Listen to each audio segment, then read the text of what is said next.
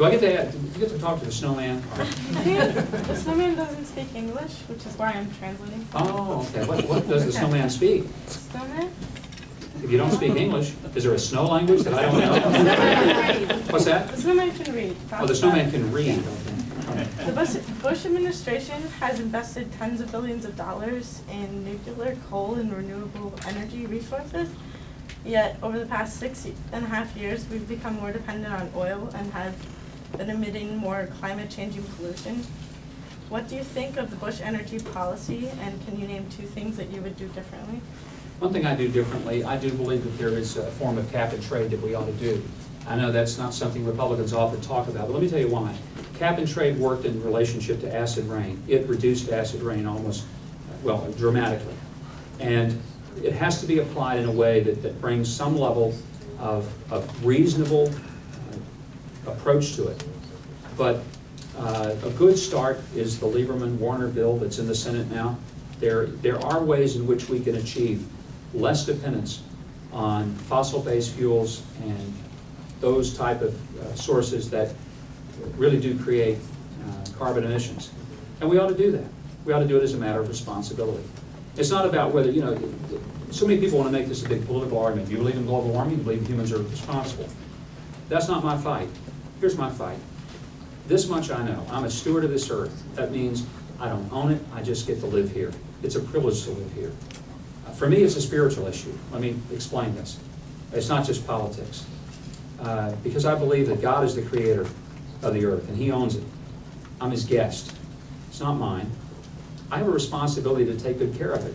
I want future generations to be able to walk through the woods on a wonderful winter day and see mallard ducks circling overhead and come into the duck hole like I've enjoyed on many a winter morning. And like I probably won't get to enjoy on too many winter mornings this year because I'll be running for president in Iowa.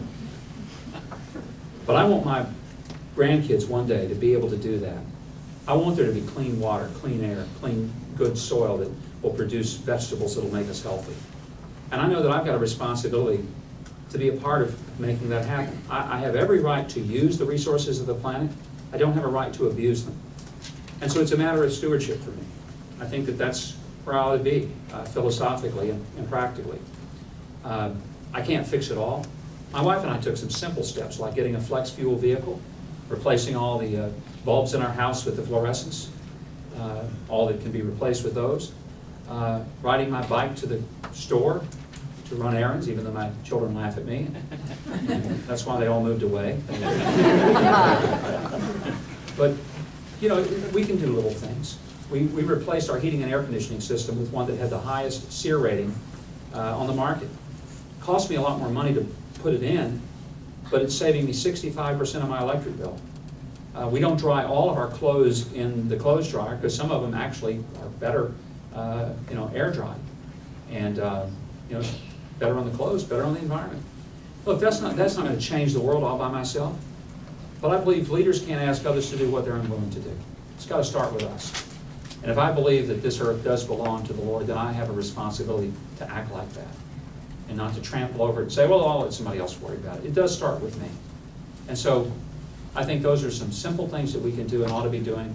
I think Republicans ought to be talking about this issue a lot more than they have been.